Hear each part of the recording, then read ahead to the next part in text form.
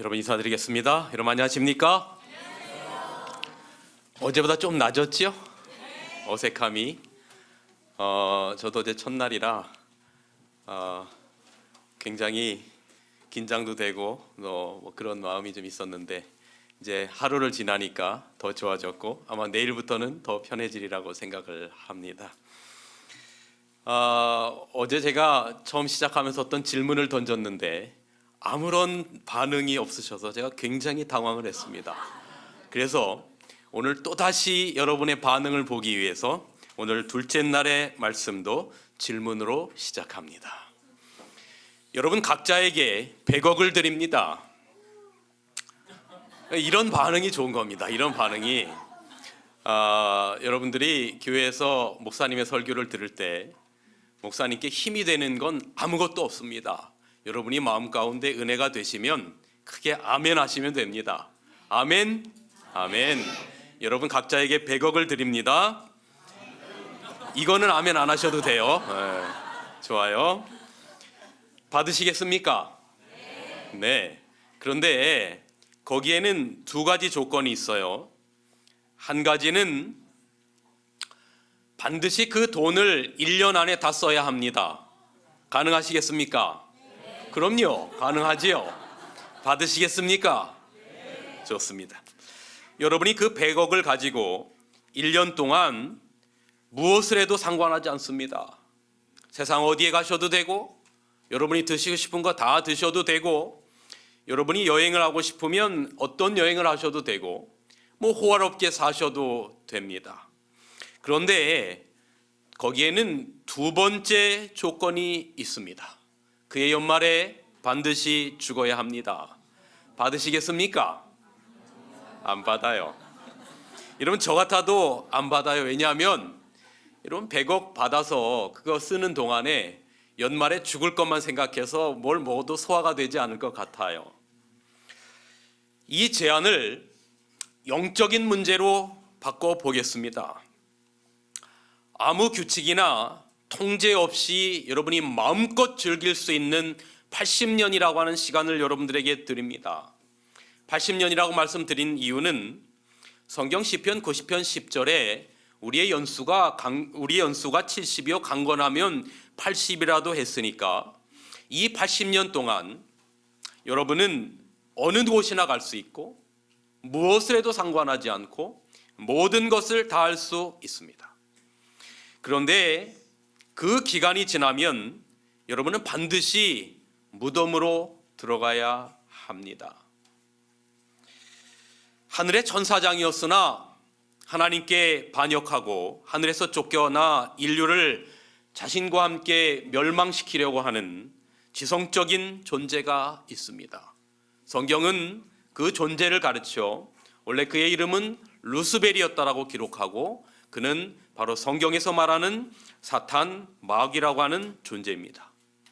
이제 그는 이 같은 제안을 이 세상에 태어나는 모든 존재들에게 하고 있습니다. 자, 내게 한 가지 제안이 있다. 마음껏 즐기며 살 수 있는 80년을 내게 주마. 그러나 그 기간이 지나면 너와 나는 같이 멸망당하는 거야. 여러분 이 땅에 태어난 모든 인류는 심지어는 80년을 다 살지도 못하면서 수없이 많은 사람들이 그의 제안을 받아들이고 있습니다. 그러나 여러분 진리이신 하나님의 말씀은 오늘 우리의 마음 가운데 호소하고 있습니다. 너희들의 날을 계수해보라. 그래서 여기 시편의 말씀은 우리에게 우리의 날을 계수함을 가르치사 지혜의 마음을 얻게 해달라고 기록하고 있습니다. 우리의 생명의 날이 얼마나 남았는지 세어보라는 것입니다. 그래서 우리가 가야 되는 이 길이 정말로 올바른 길을 가고 있는지 그렇지 않으면 그 길에서 돌이켜야 하는지 생각해 보라라고 하는 것입니다. 결국 우리는 한계가 있는 생명을 하루하루 태워가며 그 생명이 다 태워지면 한 줌의 흙으로 돌아갈 수밖에 없는 것이 이 땅에 태어난 모든 인간들의 운명입니다. 그런데 여러분, 어제 제가 말씀드린 것처럼 성경은 원래 이것이 우리의 모습이 아니었다라고 기록합니다. 하나님께서 우리를 지으실 때 어제 설명드린 것처럼 흙으로 사람을 지으시고 하나님의 호흡을 불어 넣으실 때 그 하나님의 호흡은 우리의 유한한 생명이 아니라 하나님처럼 영원히 살 수 있는 호흡을 불어 넣으셔서 생명이 되었을 때 살라라고 하는 명령, 그것은 생명이었고 그 생명은 유한한 생명이 아니라 하나님과 같은 영원한 생명을 저희들에게 불어 넣으셨고, 이것이 바로 우리가 살아야 될 삶의 명령이었고 운명이었습니다. 하나님께서 우리를 어떤 마음으로 지었는지 제가 어제 여러분들에게 장엄하게 설명했지요. 대체 하나님이 천지를 창조하시니라고 하는 이 간단한 문구 속에는 하나님의 마음이 담겨져 있고 하나님의 가슴 벅참이 담겨져 있는 것입니다. 존재의 하이라이트를 위하여 하나님께서는 온 세상을 이렇게 아름답게 수놓으셨습니다. 그리고 하나님의 형상을 닮은 존재의 하이라이트, 생명의 하이라이트를 창조하셨는데 그냥 60년, 70년, 80년 살다 죽을 존재로 창조하신 것이 아니라 하나님께서 신묘막측하게 창조하셨어요. 이것이 우리의 원래의 모습이었고 하나님의 창조의 명령이었습니다. 그러니 우리는 우리의 생명을 다시금 창조주의 생명으로 회복해야 합니다. 사랑의 하나님께서 죄로 말미암아 성경에서 말하는 악, 비존재로 돌아갈 수밖에 없는 우리들이 다시금 성경에서 말하는 선, 창조 때의 생명으로 돌아갈 길을 마련하셨습니다. 그래서 오늘은 제가 그 말씀을 좀 드리려고 합니다. 오늘 말씀을 드리기 전에 어제 시간의 말씀을 간략하게 다시 한번 좀 요약합니다. 제가 어제 말씀을 시작하면서 어제 드렸던 말씀은 이번 한 주간 드릴 말씀의 가장 근간이 되는 말씀이고 그 말씀 위에 하나하나의 단계들이 올라갈 거라는 말씀을 드렸습니다. 어제 말씀 드릴 때에 기독교의 선은 이 세상과 다른 모든 종교에서 말하는 것처럼 도덕적이고 행위적인 개념이 아니라는 말씀을 드렸습니다. 제가 이 이야기는 내일 죄와 하나님의 의 부분에서 굉장히 구체적으로 말씀을 드릴 것입니다. 기독교의 선은 하나님께서 아담에게 영원한 생명을 불어넣으시고 살라는 명령을 주신 생명인 것처럼 창조의 목적처럼 존재하고 생명이 있는 것, 이것이 선이고, 악은 반대로 창조의 목적과는 반대로 비존재, 사망의 존재로 돌아가는 것이 악이라는 이야기를 드렸습니다. 하나님과 아담의 관계는 피조물과 조물주의 관계뿐만 아니라 아버지와 아들의 관계, 즉 존재론적인 관계였다는 이야기를 드렸습니다. 그리고 누가복음 15장에 나타나는 새 이야기는 존재 가치를 말하는데, 여러분, 존재의 가치와 물질적인 가치의 차이가 무엇인가 하면 물질적인 가치는 몇 분의 몇이 돼요.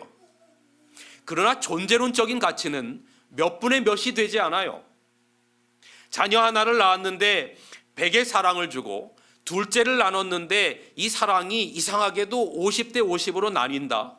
셋째를 낳으니까 이상하게 33.3% 대 33.3% 이렇게 나뉜다. 이러는 부모는 하나도 없어요. 왜냐하면 존재적인 가치는 그 하나가 전부인 겁니다. 이건 나뉠 수가 없어요. 굉장히 이상한 논리입니다. 성경에 말하는 오병이어의 기적처럼 그 존재의 가치는 그 하나가 전부 다 100인 것입니다. 마찬가지로 하나님께서 우리가 하나님 앞에 몇 분의 몇의 존재가 아니라 이 땅에 한 명의 영혼만을 위해서라도 오셔서 십자가에 죽으실 만큼 온 우주요 전부인 존재가 하나님의 형상대로 지으신 아담이었고 아담의 후손인 여러분과 저라고 하는 사실입니다. 그런데 도덕적인 실수가 우리는 굉장히 유교적인 사고를 가지고 있어요. 그리고 이 세상의 모든 종교들이 권선징악의 사고를 가지고 있기 때문에 나의 도덕적인 실수가 아버지와 아들의 관계를 끊어버릴 것이라고 생각합니다. 그러나 어제 우리가 살폈던 것처럼 도덕적인 실수만으로 그 가치가 바뀌지 않습니다. 그러나 그 가치가 바뀌는 경우가 한 경우가 있는데, 그건 제가 이번 주 안식일의 마지막 하이라이트의 설교를 하면서 설명을 드릴 겁니다. 존재의 가치는 그 기쁨의 크기가 크면 클수록 그 존재를 상실했을 때의 고통도 그만큼 큰 것이라는 이야기를 드렸고, 그래서 기독교는 나의 행함의 옷을 입는 종교가 아니고 나의 어떤 잘남의 무언가를 입는 종교, 도덕적인 종교가 아니라 내 것을 벗어 던지고 하나님께서 주신 생명을 입는 종교, 존재의 종교, 이것이 바로 기독교라고 하는 이야기를 드렸고, 이 이야기는 이제 계속 드릴 말씀의 가장 근간이 되는 말씀입니다. 자, 오늘은 잃은 자식 찾는 여자의 후손이라는 제목으로 말씀을 드리겠습니다. 혹시 전 고향이 충청도 사람인데 충청도는 원래 돌 굴러가유 이렇게 해야 돼요. 근데 제가 일주일이라고 하는 이 시간 가운데 사실 드리고 싶은 말씀은 굉장히 많습니다. 그러나 우리는 시간의 제약 속에 살 수밖에 없기 때문에 그 어떤 설명을 조금 디테일하고 여유 있게 드리기 위해서 혹시 제 말이 조금 빠르더라도 저 사람은 충청도 사람이 왜 이렇게 말이 빠른가 이렇게 생각하지 마시고 할 이야기가 드릴 말씀이 많은가 보다 그렇게 생각하시면 되겠습니다.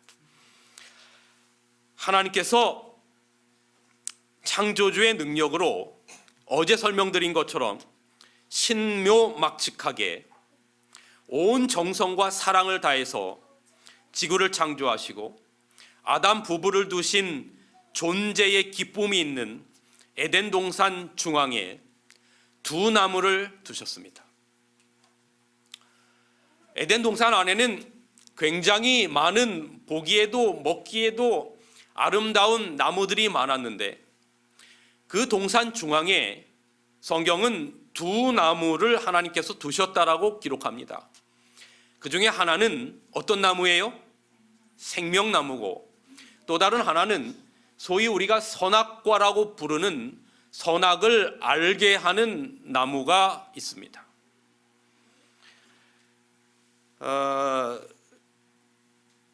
선악과라고 하는 열매의 이름에 특별한 의미를 부여할 필요는 없습니다. 여러분 저 구리 농산물 시장 가시면 선악과라고 하는 과일을 찾아볼 수 있습니까? 없습니까? 그런 과일은 없어요. 이거는 이름의 개념이 아니라 사상적인 개념입니다.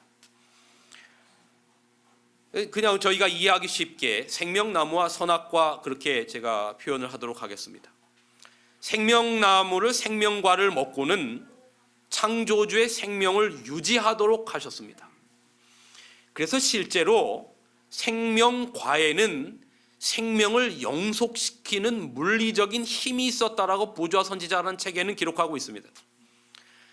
그러나 생명과는 우리가 아담과 하와가 그걸 먹도록 창조하셨는데, 선악과는 하나님께서 절대로 먹지 말아야 할 율법으로 주셨습니다. 선악을 알게 하는 나무의 실과는 먹지 말라. 내가 먹는 날에는 정령 뭐하리라.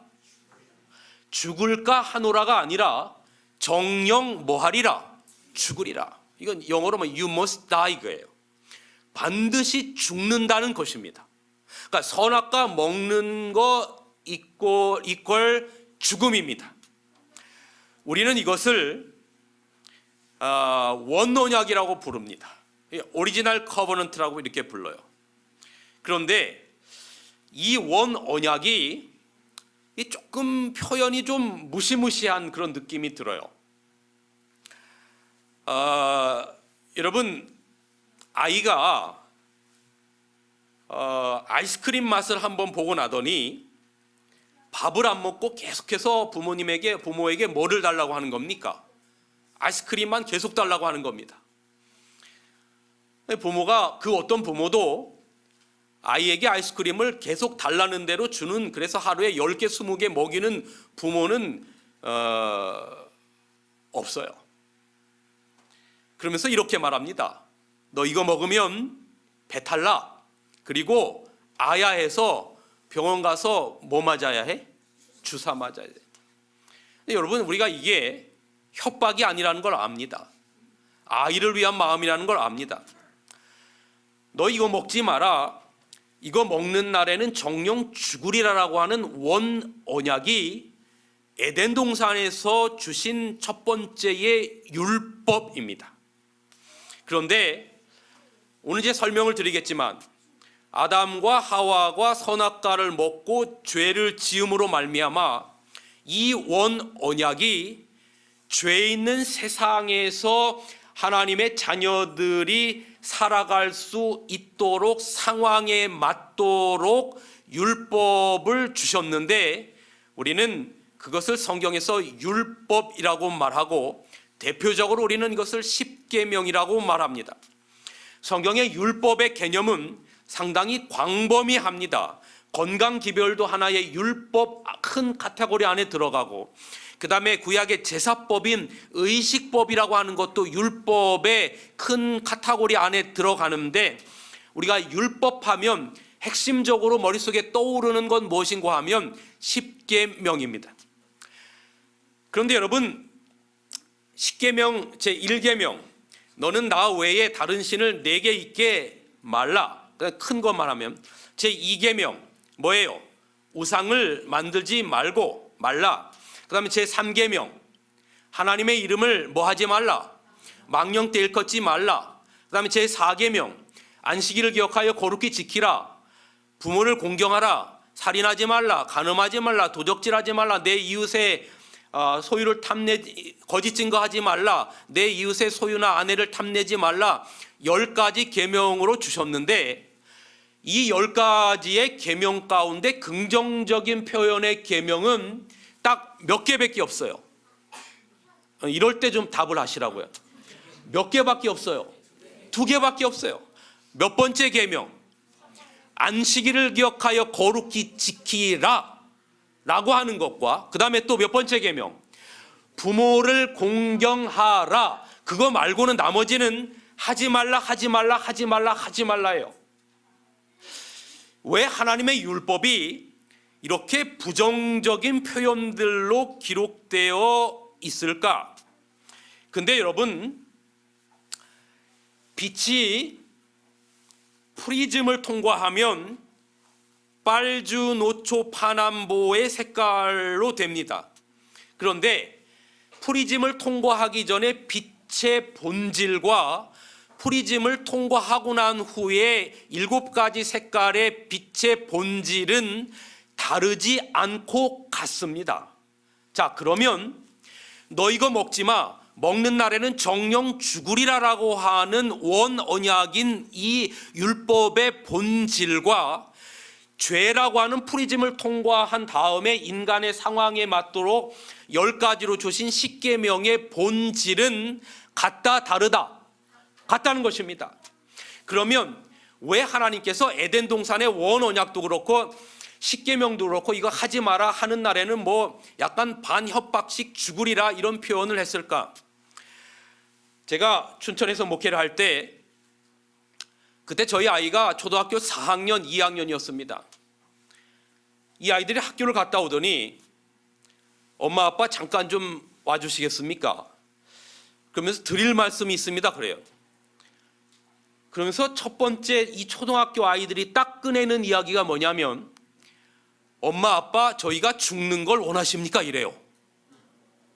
여러분, 이 얼마나 깜짝 놀랄 이야기예요. 여러분의 자녀가 그냥 다짜고짜 여러분에게 엄마 아빠 우리가 죽는 걸 원하십니까? 이러면 이거 얼마나 당황스러운 이야기입니까? 이게 도대체 깜짝 놀라서 무슨 이야기냐 했더니, 이제 작은 아이가 형 옆구리를 쿡쿡 찌르면서 형이 좀 얘기하라는 거예요. 그러니까 얘기를 들어보니까 이런 얘기입니다. 자기가 학교를 가니까 아이들이 모든 정보를 다 공유해서 준비물을 다 잘 준비해 오는데 자기들만 준비물을 못해 가서 왕따를 당한다는 겁니다. 그래서 근데 그 당시에 매스컴에 한참 왕따 당하는 아이들이 자살하는 이야기들이 매스컴에 나왔기 때문에 우리들이 왕따 당해서 자살하게 생겼다는 것입니다. 그래서 이야기를 가만히 들어보니까 이야기가 뭐냐면 자기네 반 모든 아이들이 전부 다 핸드폰을 가지고 있대요. 그래서 단톡방을 통해서 서로 정보를 주고받고 준비물을 잘 준비해 오는데 자기들만 핸드폰이 없으니까 준비물을 못해 가서 왕따 당해서 죽게 생겼다 이야기입니다. 그러니까 이 이야기의 결론은 뭡니까? 뭐 사내달라는 얘기예요? 핸드폰 사달라는 얘기예요. 근데 제가 그때까지 무슨 생각을 하고 있었냐면 중학교 들어갈 때까지는 안 사주겠다는 생각을 가지고 있었어요. 그래서 아빠가 조금 더 고민해 볼게 그렇게만 하고 저는 그 다음날 방문을 갔다가 오후에 들어와 보니까 이미 핸드폰 2대를 저희 아내가 얼마나 발이 빠른지 사다 놨어요. 그것도 자기 카드로 사면 좋을 건데 제 카드 긁어서 사왔어요. 저녁에 이 아이들이 학교를 갔다 오니까 핸드폰 2대를 딱 내주니까 이 아이들이 뛸 듯이 기뻐하면서 엄마 아빠 사랑해요 네 이럴 줄 알았어요 믿습니다 할렐루야 막 난리가 났어요. 그런데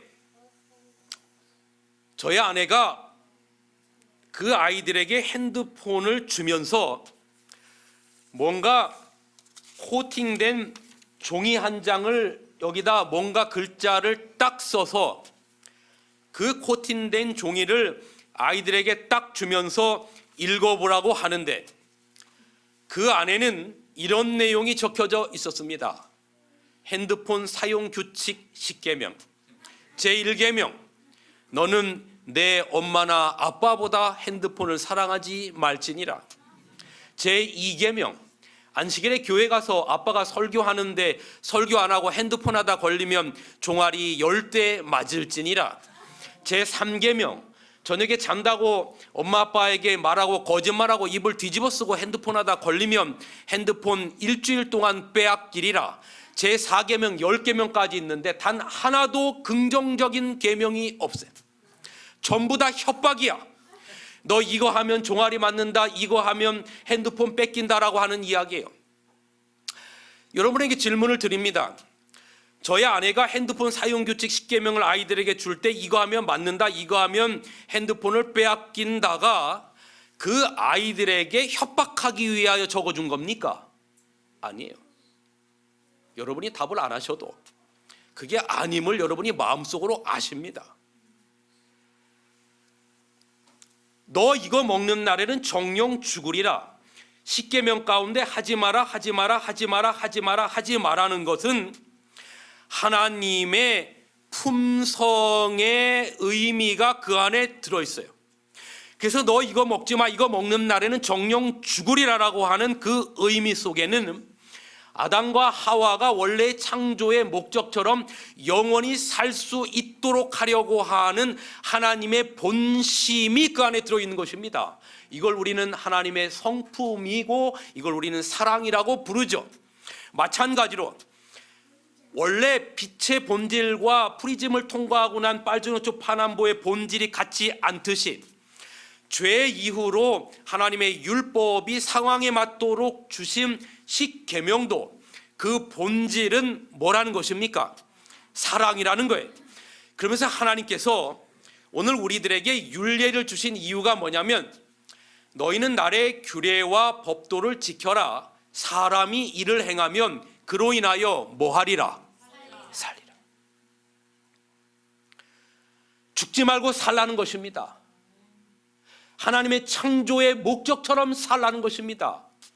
그 다음에 여기 에스겔 20장에 보면 사람이 준행하면 그로 인하여 뭐를 얻을 내 율례를 주며 삶을 얻을 내 율례를 주며. 그런데 여러분 여기서 말하는 산다 삶이라고 하는 것이 70년 80년 90년 살다가 사라질 삶이 아니라 이 삶의 원어적인 의미가 뭐냐면 하나님께서 아담의 코에 호흡을 불어넣으시니 생명이 되었다, 생명이 되었다, 그거와 같은 의미를 가지고 있는 거예요. 그러니까 하나님께서 주신 율법은 그걸 우리가 지킴으로 말미암아 어떤 생명을 가지라고 하는 주시는 것입니까? 영원한 생명을 가지라고 주는 거예요. 부모의 마음으로 죽지 말고 살라라고 하는 하나님의 마음인 거예요. 여러분, 그래서 우리가 성경을 볼 때 기억절을 매주 열세 기억절을 외우고 52기억절을 외우고 성경을 50번을 보고 필사를 하고도 중요하지만 그것보다도 더 중요한 게 무엇인고 하면 이 안에 들어있는 이 글 속에 나타나는 하나님의 마음이 우리의 신비에 새겨지는 게 중요합니다. 그래야만이 그 말씀이 우리의 삶을 바꾸는 히브리서의 말씀처럼 우리의 골수와 뇌리를 쪼개는 말씀이 될 수가 있어요. 그렇게 박힌 그 말씀이 우리의 삶의 인생관과 가치관을 형성할 때 우리는 하나님의 뜻에 따라 살기를 기뻐하는 백성으로 바뀌는 겁니다. 그런 마음으로 하나님께서 아담에게 선악과를 먹지 마. 그거 먹는 날에는 정녕 뭐 할 거야? 죽을 거야. 그런데 안타깝게도 아담 부부는 사단의 유혹에 넘어가 선악과를 먹고 말아요. 아담과 함께 했어야 할 하와는 아담과 떨어져서 홀로 동산 중앙에 하나님이 먹지 말라 하신 선악을 알게 하는 나무에 이르는 겁니다. 꿀단지를 벽장에다 숨겨놓고 먹지 말라고 하면 그 얼마나 도대체 저 안에 뭐가 있길래 저걸 먹지 말라고 하는가. 금단의 열매가 그런 것입니다. 그리고 성경 창세기 3장에는 뱀 안에 들어간 사탄과 하와 사이에 대화가 오고 갑니다. 하와야, 너 이거 한번 먹어봐. 너 이거 먹는 날에는 너 하나님처럼 될 거야. 하나님 이거 먹지 말라고 했는데 이거 먹는 날에는 정녕 죽을까 하노라 했는데 그거 아니잖아요. 아까 말한 것처럼 너 죽는다 했는데 하와는 한 발짝 뒤로 한 스텝 양보하죠. 죽을까 하노라 했는데 이미 그의 마음 가운데는 저거 먹으면 도대체 하나님처럼 된다는 게 어떨까라고 하는 생각이 그의 마음께 듭니다. 그리고 부자 선지자라고 하는 책에 보면 이 뱀이 말이죠, 사탄이 음악과 같은 말소리로 하와를 꼬였다 그랬어요. 오늘날로 말하면 제비족에게 넘어간 거예요. 네? 중저음의 멋진 보이스를 가지고 하와를 꼬인 겁니다. 하와가 먹었어요. 근데 가만히 보니까 이거 먹는다는 죽는다 그랬댔는데 당장 죽지도 않고, 그리고 죽음이라는 게 뭔지 실감도 잘 나지도 않고, 이왕 하나 좀 더 따가지고 누구에게 주면 좋겠어요? 내 사랑하는 하니에게 주면 좋겠어요. 근데 여러분은 아담이 하와에게 간처럼 이야기하지만 부자 선지자에는 하와가 그 딴 선악과를 들고 누구를 찾아가냐면 아담을 찾아갑니다. 그리고 아담에게 전달합니다. 아담은 그 모습을 보자마자 이 상황이 얼마나 심각한지를 알았어요. 자, 여기 계신 남자분들에게 여쭙습니다. 먹어야 됩니까? 말아야 합니까?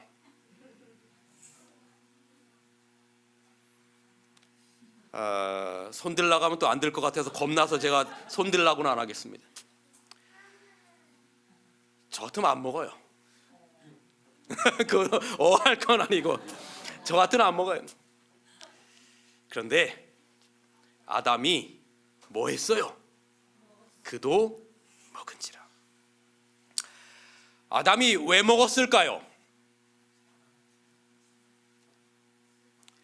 하와와 함께 죽으려고 먹었어요. 창조주께 대한 사랑, 감사, 충성, 이 모든 것이 하와에 대한 사랑에 눌리어졌다. 그 여자는 아담 자신의 한 부분이었다. 그러므로 그는 이별한다는 생각만 해도 뭐 할 수 없었다? 아담은 그 하와와 운명을 같이 하기로 결심하였다. 그 여자가 죽어야 한다면 그도 그 여자와 함께 뭐 할 것이었다? 죽을 것이다. 이러면 아담이 창조되고 하나님께서 아담의 옆구리에서 갈비뼈 하나를, 아담을 잠재우고 갈비뼈 하나를 뽑아서 누구를 만들었어요?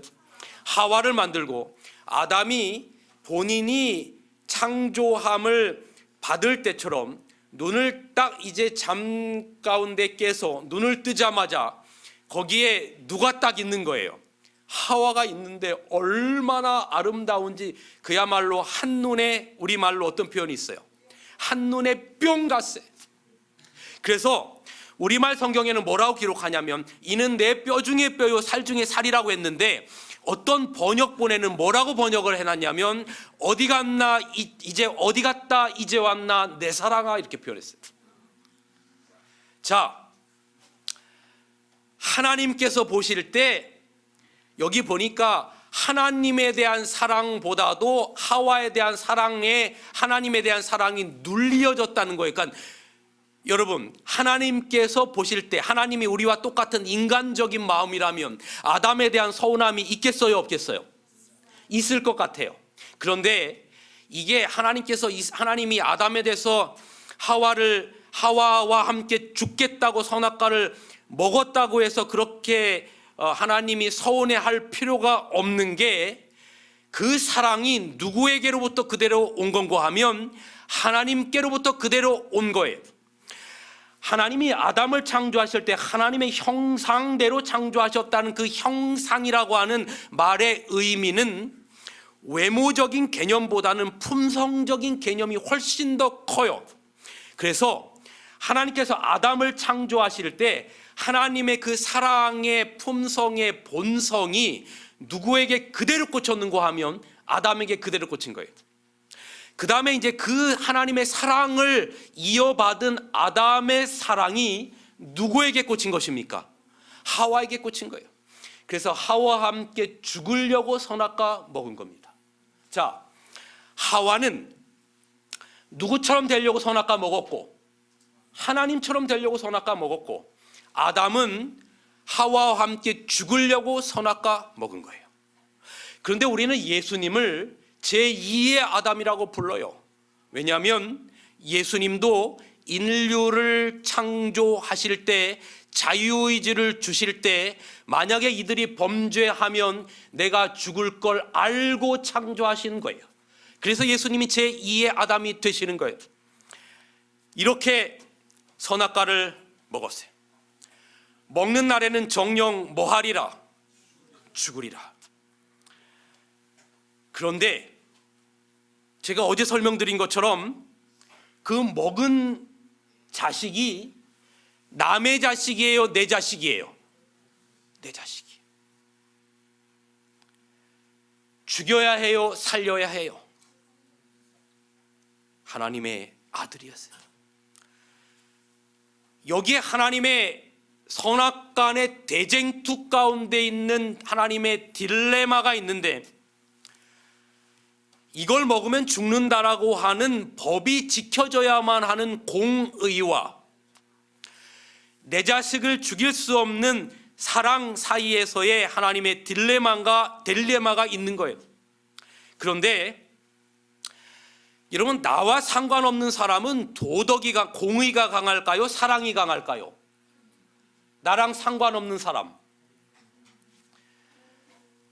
가끔 매스컴에 연쇄살인범 혹은 강간범 이런 사람들이 나오면 이제 저도 무의식 중에 어떤 생각이 자꾸 떠오르냐면, 저런,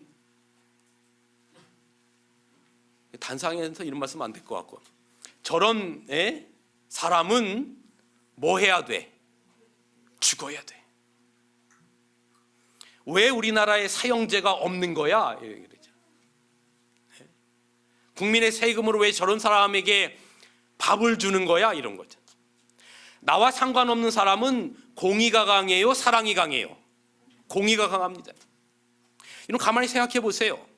나와 상관없는 사람은 여러분 공의가 강합니다. 도덕이 강해요. 그런데 나와 상관 있는 내 가족은 공의가 강할까요? 사랑이 강할까요? 그 세월호 사건이 나고 그 이준석 선장이 세월호를 버리고 도망갔잖아요. 온 국민의 지탄의 대상이 됐습니다. 근데 제가 어느 날 어떤 신문을 보다가 신문 한쪽 구석에 조그만 사설 같은 게 하나 실렸는데 거기에는 그 이준석 선장의 어머니의 글이 거기에 실렸어요. 내용은 이런 것입니다. 먼저 국민들에게 정말 평생 속죄하고 사죄한다는 이야기를 쓴 다음에 내 아들이 그런 것은 내가 내 아들을 잘못 키워서 그렇습니다. 그러니 아들이 받아야 될 그 지탄과 그 벌을 자식 잘못 키운 누가 받게 해달라는 거예요? 내가 받게 해달라는 거예요. 나와 상관없는 모든 국민들은 공의가 강한 겁니다. 저런 사람은 뭐 해야 돼? 죽어야 돼 이겁니다. 그런데 내 자식은, 그게 남의 자식이 아니라 내 자식의 문제일 경우에는 이야기가 달라지는 거예요. 여러분, 이태원 참사 혹은 천안함 사건, 세월호 사건 같은 데서 남 자식들이 죽은 거 보면 정말로 가슴이 아파요. 우리 모두 가슴이 아팠습니다. 근데 여러분이 만약에 집에서 요리를 하다가 손가락을 칼에 딱 비어서 반 정도 손가락이 잘라져 나갔어요. 세월호 사건에서 혹은 이태원 참사에서 남의 자식 죽은 게 더 아파요? 여러분 손가락 빈 게 더 아파요? 솔직히 말해보세요. 뭐가 더 아파요? 내 손가락 빈 게 더 아파요. 근데 질문을 바꿔보겠습니다.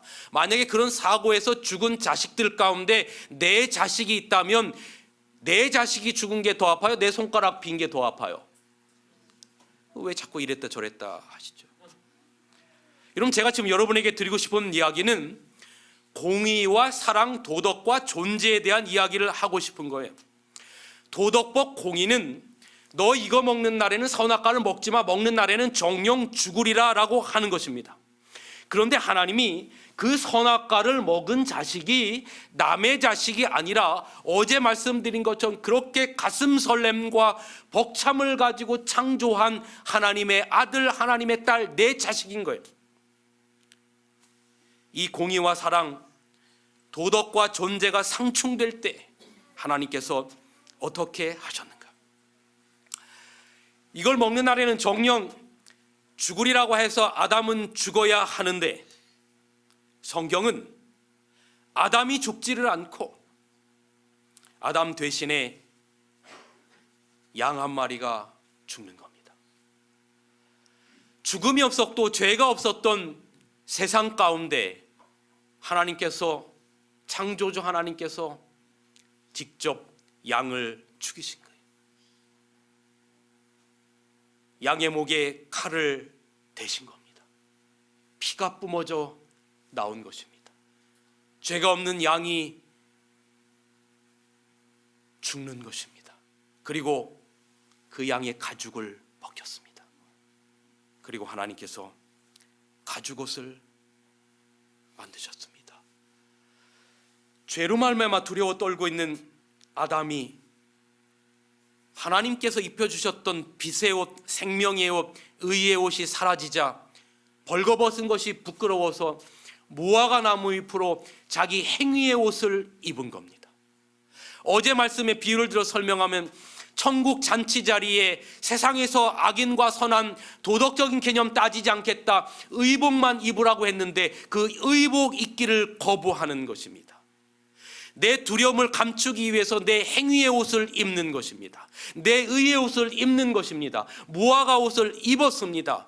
그때 하나님께서 그 죄로 말미암아 두려워 떨고 있는 아담과 하와에게 양 한 마리를 죽이셔서 그의 가죽을 벗기셔서 옷을 만드셔서 두려워 떨고 있는 아담의 어깨에 따뜻하게 덮이는 무언가가 하나가 있었는데 그것이 아담에게 입히신 가죽옷입니다. 제가 어릴 적에 저희 윗집에 제 몇 년 후배인 친구가 하나 있었는데 조뭐뭐예요.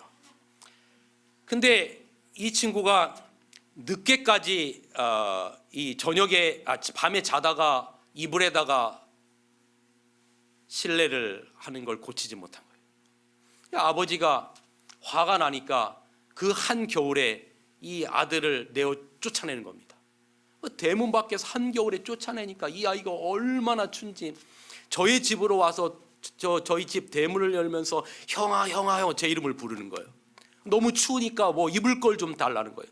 그래서 그렇게 입을 걸 준 게 한두 번이 아닌데 어느 날 그 아이가 또 쫓겨났어요.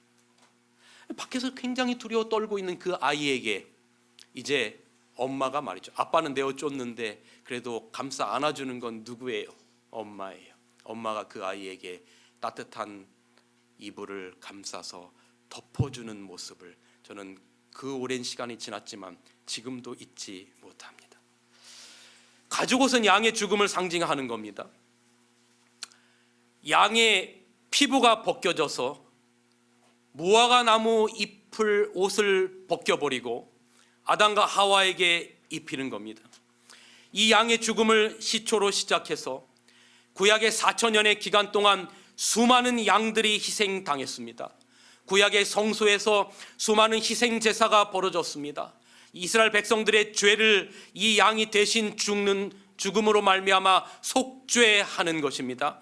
그런데 여러분, 이 양의 죽음으로부터 시작된 구약의 수천 년의 시간 동안 죽었던 이 양들은 이 땅에 오셔서 마침내 우리를 위하여 하나님의 어린 양이 되셔서 그분의 표피가 벗겨지고 우리를 위하여 보혈을 흘리신 예수님의 십자가를 향한 표상이었고 예표였습니다.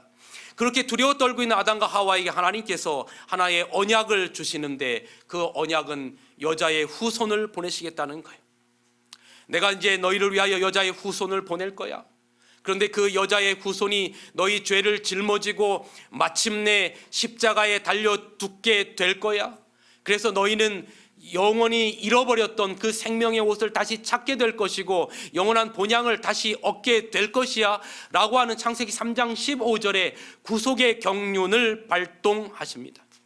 이렇게 발동된 지 2000년 시간이 지난 AD 31년 유대력 1월 14일 그날 금요일 오전 9시 성경에 약속된 여자의 후손은 바로 십자가에 여러분과 우리 모두의 죄를 짊어지고 달리셨습니다. 그런데 제가 이 십자가 문제를 이야기할 때 제가 굉장히 좋아하는 성화가 하나 있는데 그게 바로 뭐냐면 저 성화예요. 예수님이 한 손으로는 하나님의 보좌를 붙드시고 한 손으로는 죽을 수밖에 없는 연약한 인류를 붙드셔서 이 두 손을 끌어당겨서 한 곳에서 만나게 하셨는데 그것이 바로 십자가였어요. 그리스도의 목표는 공의와 자비를 조화시키는 것이었다. 그는 하늘과 땅 사이에 십자가를 심으시고 그것을 두 길, 곧 사랑과 공의를 끌어당겨 서로 만나게 하는 물건이 되게 하셨으며 그 깊은 수렁을 건너서 사랑과 공의를 하나로 묶어 놓았다. 법이 지켜져야 되는 공의를, 우리가 대신 죽어야 될 공의를 생명난 책임을 지는 하나님께서, 예수님께서 직접 짊어지셨고 자식을 죽일 수 없는 그 사랑을 대신 본인이 죽음으로 말미암아 영원한 자식의 둘째 사망을 해결하신 공의와 사랑을 십자가에서 만나게 하심으로 말미암아 우리의 죄 문제를 해결하시고 우리에게 벗겨졌던 생명의 의의 옷을 다시 입힐 수 있는 길을 마련하시겠다라고 하는 여자의 후손에 대한 창세기 3장 15절의 약속은 이렇게 이루어진 것입니다. 그러면서 오늘 성경은 우리들에게 말하는 것입니다. 하나님이 세상을 이처럼 사랑하사. 그런데 여러분, 이 세상이 말 잘 듣는 세상이 아니에요. 어제 제가 설명드린 것처럼 중학교 2학년 자식을 둔 그 엄마가 내가 이놈을 낳고 왜 미역국을 먹었는지 모르겠다고 했던 그 엄마의 자식처럼 하나님을, 예수님을 향하여 침 뱉고 뺨 때리고 십자가에 못 박고 머리에 가시면류관을 눌러 씌우고 네가 하나님의 아들이거든 내려와라고 했던 그런 세상이었어요. 예수님께서 이 땅에 오셨지만 요한복음 1장의 기별처럼 예수님을 영접지 않는 세상이었어요. 그 세상은 오늘 우리의 일평생 동안 우리와 동행하셨던 그 예수님을 뒤로 한 채 때때로 우리가 하나님을 모른 척했던 그러한 세상이었어요. 그런 세상을, 하나님께 우호적이지 않았던 그 세상을 이처럼 사랑하셨어요. 그래서 독생자를 주셨어요. 그래서 이는 저를 뭐하는 자마다, 믿는 자마다 멸망치 않고 그 영생은 어떤 영생이에요? 태초에 주셨던 자신의 생명, 그 영생을 얻게 하려 하심이라. 제가 한 목사님께 들은 이야기입니다.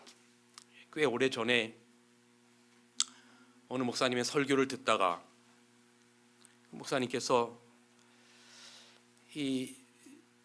본인이 신학교 다닐 때 경험했던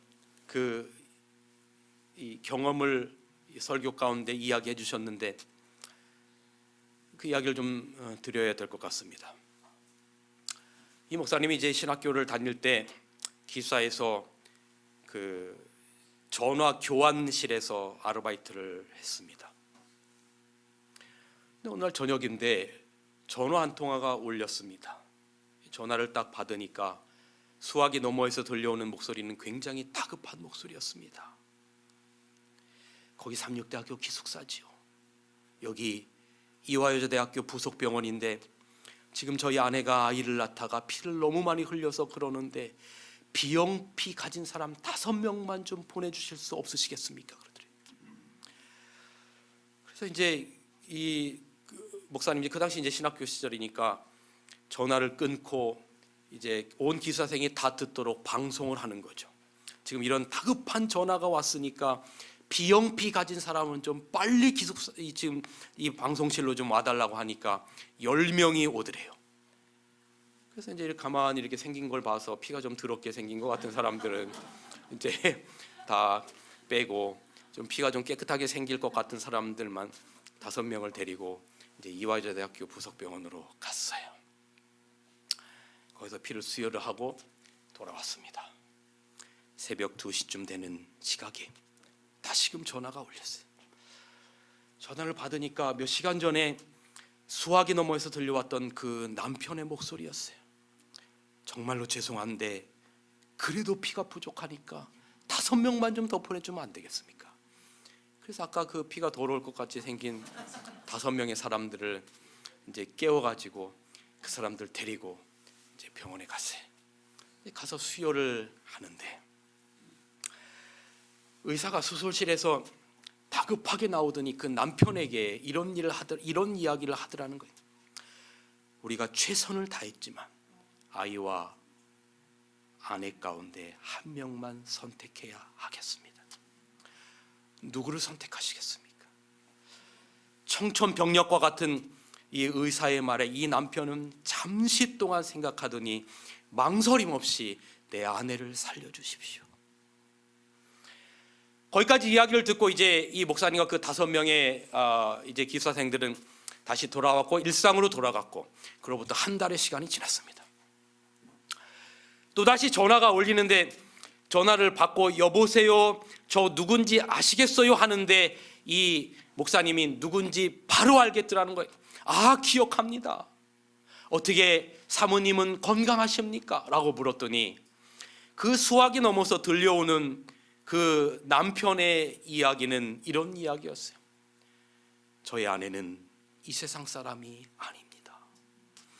깜짝 놀라서 어떻게 됐는지 자초지종을 들으니까 이제 이 의사가 남편에게 내 아내를 살려달라는 이야기를 듣고 수술실에 가서 아내를 살리고 아이를 해하려고 몸에 손을 대려고 하는 순간 이 아내가 직감적으로 거의 기진맥진에 있는 그 상황 가운데 내 아이를 해하려 한다라고 하는 걸 직감하고 의사의 손을 뿌리치면서 선생님, 제 남편을 불러주세요. 남편이 아내 옆에 섰습니다. 힘겨운 목소리로 아내가 남편에게 말합니다. 여보, 내 아이를 살려주세요.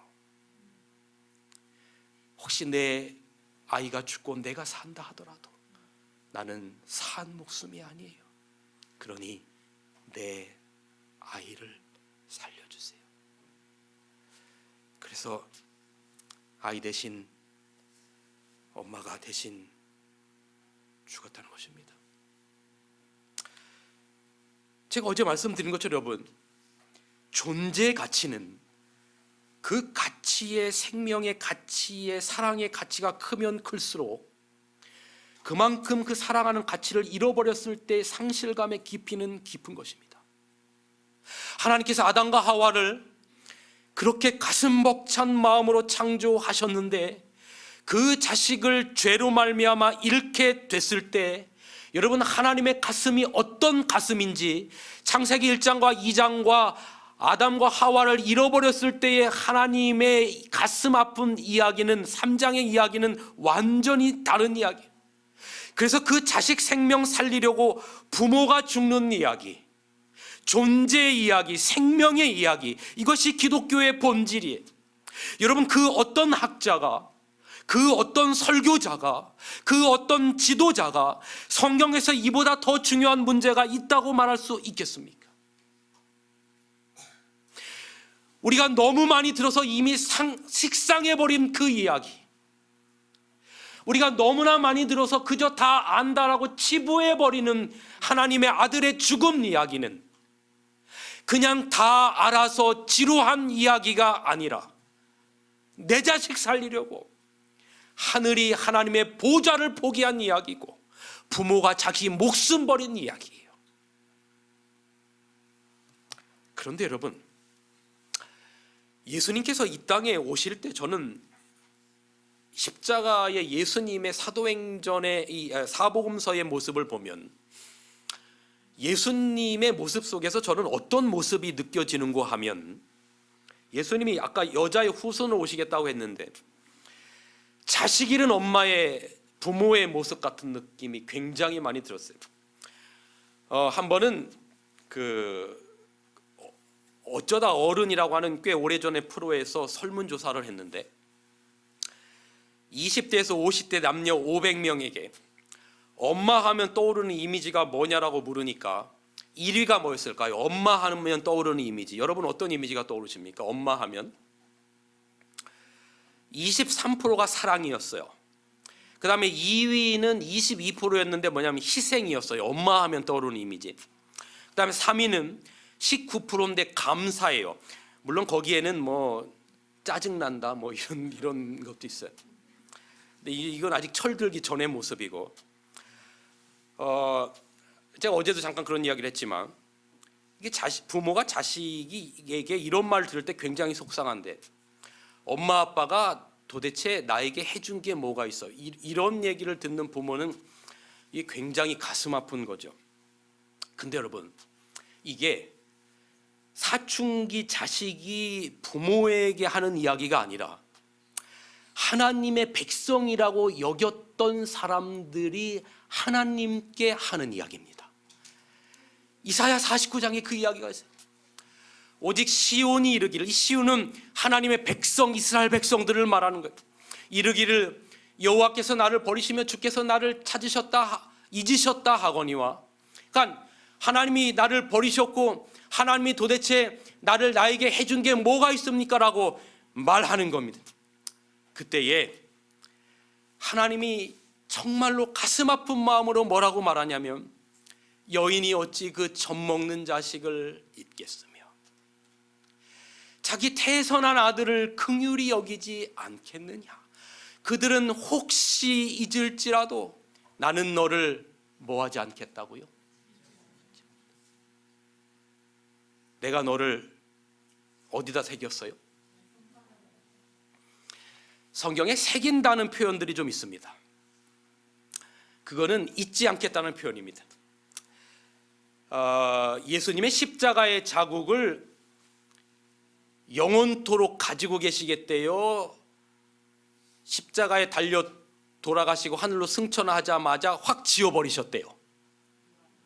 어떻게 가지고 계시겠대요? 남자들이 군대 갔다 와서 군대 쪽을 향해서 뭐도 안 본대요. 답 안 하셔도 됩니다.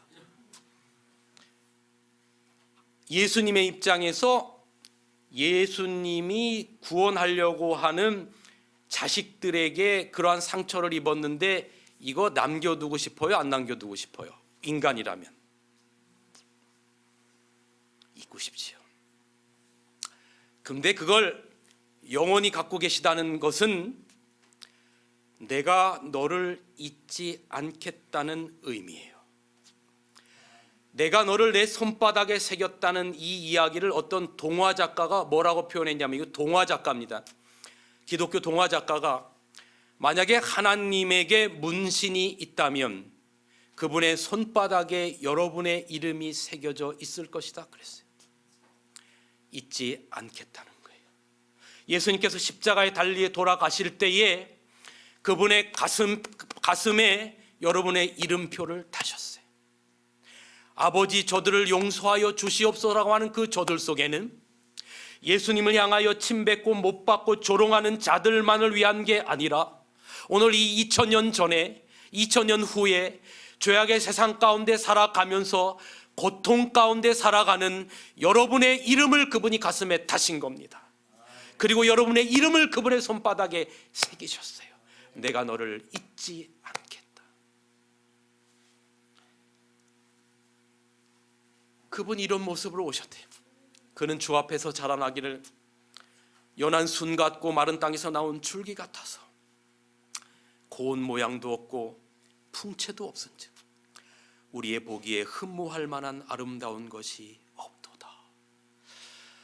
어떤 학자는 이 모습을 가지고 예수님이 이 땅에 못생긴 얼굴로 오셨다라고 해석을 했어요. 왜 못생긴 얼굴로 오셨냐면 못생긴 사람에게도 희망이 되기 위해서 예수님은 못생긴 얼굴로 오셨다. 근데 저는 이걸 그렇게 해석하는 건 너무 편협한 해석이라는 생각이 들고, 제 눈에는 자식 잃은 부모의 모습으로 온 거예요. 2014년 4월 16일인가요? 그 세월호가 그 진도 앞바다에서 기울어지던 날 제가 팽목항 앞바다에 있었습니다. 목포 지역의 목회자들 대상으로 세미나를 갔다가 그 소식을 듣고 몇몇의 목사님과 함께 그 팽목항을 갔는데 눈에 닿을 듯이 이제 배가 기울어지는데 그 소식을 뒤늦게 들은 부모들이 정말 혼이 나간 모습으로 달려와서 경찰들이나 소방대원들의 바지끄댕이를 붙잡고 내 아들과 딸을 살려달라는 그날의 그 울부짖음 소리는 굉장히 긴 시간이 지났음에도 제 머리에 깊은 뇌리로 박혀 있습니다. 그런데 제 옆에 있던 어느 한 아주머니가 갑자기 소리를 막 지르더니 지금 저 배 안에 있는 내 딸에게 카톡이 왔다는 거예요. 그런데 옆에서 그 카톡을 읽다가 마지막 그 한마디를 읽고 이 아주머니는 거기서 졸도를 했는데 이런 내용이었어요. 엄마, 내가 있는 선실에 물이 들어오기 시작했어. 아무래도 오래 살지 못할 것 같아. 엄마의 딸로 태어나서 너무 고마워. 엄마 너무나 사랑해. 혹시 내가 잘못되더라도 엄마 너무 슬퍼하지 마. 내가 다시 태어난다 해도 나는 엄마의 딸로 태어나고 싶어. 그 마지막에 그 내용을 읽고 이 졸도하는 엄마와 거기에 있는 수많은 부모들의 모습을 우리가 긴 시간 동안 지켜보면서 저는 그 부모들 중에 단 한 명도 저처럼 넥타이를 매고 양복을 입고 머리를 잘 빗어 넘기고 그렇게 고급스러운 레스토랑에 가서 편히 좋은 호텔에 가서 즐기면서 있는 부모는 단 한 명도 본 적이 없어요. 좋은 곳에서 자도 죄스러운 게 부모의 마음이고, 좋은 걸 먹어도 죄스러운 게 부모의 마음이고, 어느 한 아버지는 그로부터 그 문제가 해결될 때까지 면도도 한 번 하지 않고 정말 거짓골과 같은 모습으로 내 아들과 딸을 위하여 일하는 그런 모습들을 보면서 저는 이사야 53장 2절의 모습이 자식 잃은 부모의 모습으로 느껴지는 거예요. 예수님이 그렇게 자식을 잃어버리신 거예요. 하나님이 그렇게 자식을 잃어버리신 거예요. 그래서 이 땅에 자식 잃은 부모의 모습으로 오시니까 호화로운 궁궐과 호텔에서 태어날 수가 없기 때문에 마국간에서 태어나신 거예요. 그리고 그분은 고운 모양도 없고 풍채도 없는 모습으로 이 땅에 오신 거예요. 왜 그렇게 정신없이 33년 반의 인생을 사셨냐면 잃은 자식 구원하려고 하는 부모의 심정으로 그렇게 사신 거예요. 여러분, 왜 자식이 부모의 무덤에서 그리도 통곡하는가? 존재론적인 사랑을 아는 거예요. 그래서 사도 바울이 철들고 난 다음에 그의 자랑은 하나밖에 없는 거예요. 그러나 내게는 우리 주 예수 그리스도의 십자가 외에는 결코 자랑할 것이 없노라. 여러분, 신앙인이 철들었느냐 안 철들었냐의 차이는 그 십자가의 정신이 우리의 삶을 지배하느냐 아니냐 하는 거예요. 그래서 오늘 성경은 우리들에게 생명 탄생의 원리를 말하고 있어요. 남자의 정성스러운 구애에 여자들이 반응을 하면 결혼하여 이제 생명이 태어나는 거예요. 그리고 이 아름다운 꽃과 이 향기에 벌이 반응을 하면 거기에서 과일이라고 하는 생명이 탄생하는 거예요. 마찬가지로 하나님이 이 세상을 이처럼 사랑하시는 그 하나님의 사랑에 믿음으로 반응하면 영생이 발생하는 거예요. 이게 생명 탄생의 원리예요. 영접하는 자, 곧 그 이름을 믿는 자들에게는 하나님의 자녀가 되는 권세를 주신 거예요. 그래서 여러분, 믿는 자가 얻는 영생과 믿는 자에게 주시는 하나님의 자녀라는 칭호는 같은 거예요. 그래서 제가 어제 말씀드린 거예요. 기독교의 선과 악은 도덕적인 개념이 아니라 하나님의 자녀이냐, 그 하나님의 자녀에게 생명의 옷이 입혀졌느냐에 따라서 여러분 우리가 영원한 생명을 얻는 거예요. 여러분, 그래서 저는 이제 말씀을 맞추면서 아까 그 세월호에서 그 부모들의 절규 소리를 들었는데 내 자식이 바로 눈에 닿을 듯이 보이는 저곳에서 죽어가는데 아무것도 해줄 수 없는 부모의 애간장에 놓는 심정을 아십니까? 그러나 여러분, 우리를 창조하신 우리의 아버지 하나님께서는 우리가 죄로 말미암아 영원히 죽을 수밖에 없게 되자 우리의 인류처럼 아무런 할 수 없는 것이 아니라 직접 하나님께서 하나님의 아들 예수님의 생명을 우리를 위하여 주시기 위하여 못에 박히게 하셨어요. 창세기 3장 15절에 예언을 이루시기 위해서 AD 31년 6월절 그 갈보리 언덕 그 차가운 봄날 그분이 벌거벗겨진 채 십자가에 매달리셨어요. 벌거벗겨졌다는 건 아까 양이 죽을 때 가죽이 벗겨진 것처럼 하나님의 모든 것들이 벌거벗겨졌어요. 하나님의 생명의 옷이 벌거벗겨졌어요. 창조주의 자리가 벌거벗겨진 겁니다. 온 우주의 사령관의 자리가 벌거벗겨졌어요. 그리고 그분이 못 박힌 그 자리로부터 보혈의 피가 뚝뚝뚝 흘러 떨어졌는데 여러분, 그게 어디 위로 떨어졌는 줄 아십니까? 여러분의 죄의 목록 위에 떨어지셨어요. 머리부터 발끝까지. 여러분, 우리가 일평생 지은 죄들을 만약에 나열한다면 그 크기와 높이와 길이가 얼마나 크겠습니까? 그 위에 하나님의 아들의 보배로운 피가 떨어졌어요.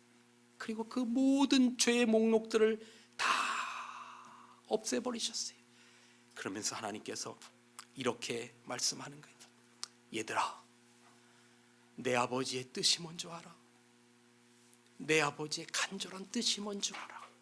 너희를 잃고 난 다음에 하늘이 풍악을 멈춘 내 아버지의 뜻이 뭔 줄 알아? 바로 내 아들을, 너희를 위하여 죽은 내 아들을 보고 믿는 자마다 너희들에게 영생을 주는 게 내 아버지의 뜻이야. 내가 너희를 마지막 날에 다시 살릴 거야. 이 이야기를, 이 진실을 믿음으로 반응하면 영생을 주시겠다는 것입니다. 우리가 이 하나님의 놀라운 진리에 아멘으로 반응하시기를 간절히 바랍니다. 기도하겠습니다. 고마우신 하나님, 우리 아버지, 우리를 살리시기 위해서 공의는 죽으라고 말하지만 우리를 하나님의 자식으로 여기신 하나님의 사랑이 우리 대신 십자가에서 공의와 자비가 만나면서 하나님의 아들이 매달리셨습니다. 자식 잃은 부모의 모습으로 오셔서 모든 인류의 죄를 짊어지시고 그 무게가 얼마나 컸는지 심장이 터져서 죽으셨습니다. 그리고 그 위에서 놀라운 하나의 음성이 선포되었는데, 아버지, 저들을 용서하여 주시옵소서. 그 저들 속에 오늘 우리의 이름이 있음을 인하여 감사합니다. 믿음으로 반응하게 하여 주옵소서. 그래서 우리가 잃었던 생명의 옷 다시금 되찾게 하여 주옵소서. 어두운 밤길, 돌아가는 길 평안케 하시고 내일 다시금 만날 때까지 하나님의 은혜가 우리와 함께 하여 주시옵기를, 우리를 사랑하실 때 끝까지 사랑하시는 예수님의 이름으로 간절히 축원하옵나이다. 아멘.